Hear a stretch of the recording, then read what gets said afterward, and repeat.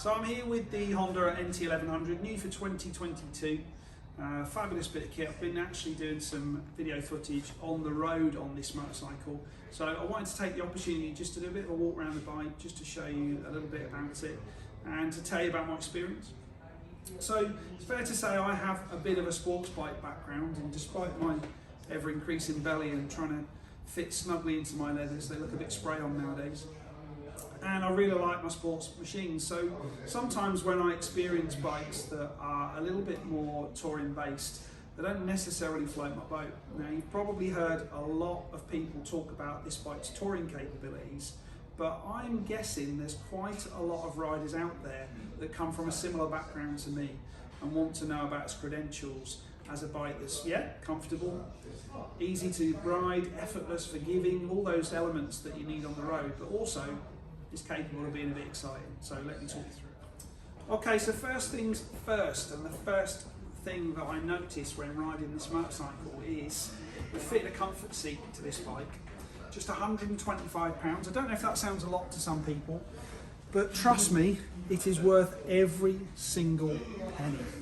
When I first got on this bike, I kind of had to check if I was actually sat on it, because I couldn't really feel anything at that point. You just nestle into it, and that's the last time you think about what you sat on. You just concentrate on the road ahead. It really is that good. And I'm guessing comfort seat for pillion, not yet managed to convince someone to come on the back of me, is going to be the same deal. So if you are a pillion and you're fed up with a bike of this kind of stature, this sort of style, not being comfortable for you, I can imagine you're not going to have that sort of problem with the NT. So let's start at slow speed then. We're in drive mode here. You can see me looking as I'm coming out of the junction here. And drive mode again, short shifting through the gears. Really, really easy. Nice throttle response as well. If you come from a carburetor based background, it's not snatchy at all.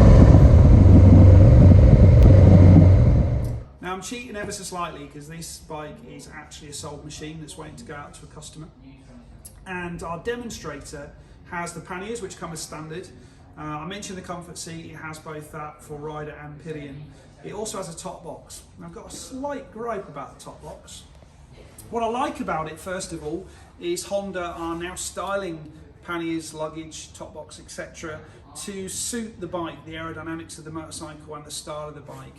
Many, many moons ago, if you bought a top box for a Honda, it was the same top box, might be a different colour, but it was the same one for each bike, you just had a different rack. So nowadays, coming up with the times over the last few years at least, we've got boxes that suit each bike, exactly as you would be right to expect. The only slight gripe I've got with the top box is perfectly fine in terms of space, it's perfectly fine in terms of clipping on and off, but when you want to actually get the lid off, if you've got gloves on, and I had thick winter gloves on the other day, you can't quite get a hold of it just to take that lid off and get yourself in it. You can do it, but it's a little bit fiddly, so that's my only slight gripe.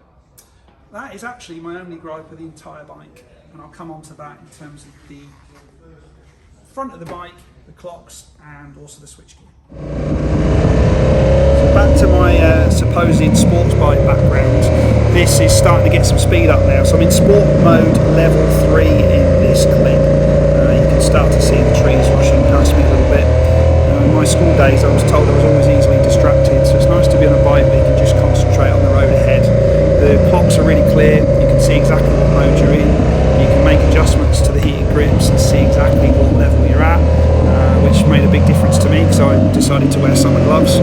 And the engine itself, Africa Twin based engine, which is also in the Rebel 1100 and now obviously the NT1100. Really nice broad band of power, so great bottom end, fantastic mid-range, fantastic top end, really smooth all the way through.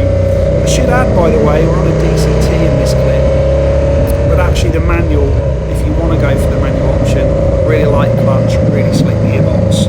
I'm going to leave it there because I'm going to let you listen to the engine note, which is absolutely fabulous.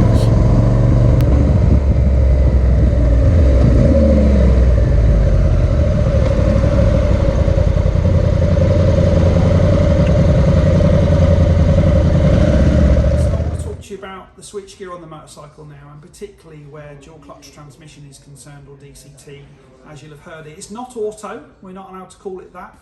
It is dual clutch transmission, so you've got a single clutch for first, third and fifth gear, and a second clutch for second, fourth and sixth. So it's going to change gear for you. And when you're in drive mode, so D mode, it is going to short shift and get you into a high gear as quickly as possible. Now, if you're somebody like me, basically a child in an old man's clothes, you're going to want to put it in sport mode. And you've got a 3-level sport, and I really like sport level 3. So sport level 3 is going to shift much higher up the revs than drive mode. And what I really like it is when it's downshifting for you, it's going to auto blip. Now, if you've had a Fireblade with a quick shifter and an auto blipper, you'll know exactly what I'm talking about.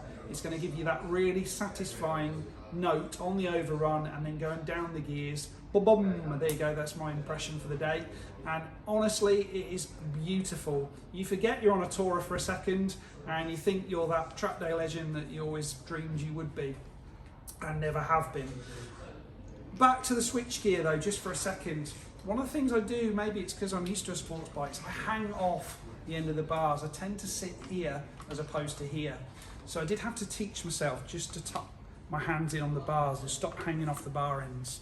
And that's just in terms if you are switching from drive to sport, and also if you're switching between automatic and manual mode.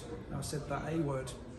Because on the left-hand switch gear, you have got an up and a downshift. So that's upshift, that's downshift on that side.